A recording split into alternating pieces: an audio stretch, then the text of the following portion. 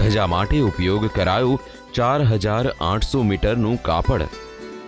ધજાની પહોળાઈ છે 29.3 ફૂટ. ધજામાં ઉપયોગ થયો 10,000 મીટરની લેસનો.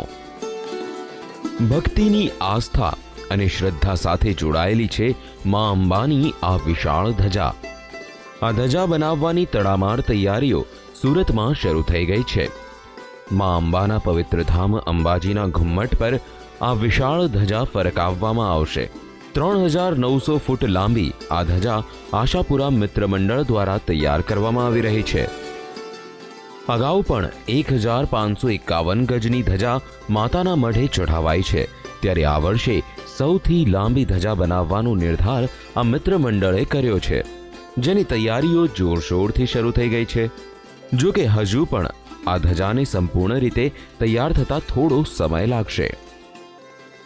આ ધજાને જ્યારે માતાના ઘુમ્મટ પર ચઢાવવામાં આવશે ત્યારે લિમ્કા બુક ઓફ રેકોર્ડના અધિકારીઓ પણ ત્યાં હાજર રહેશે.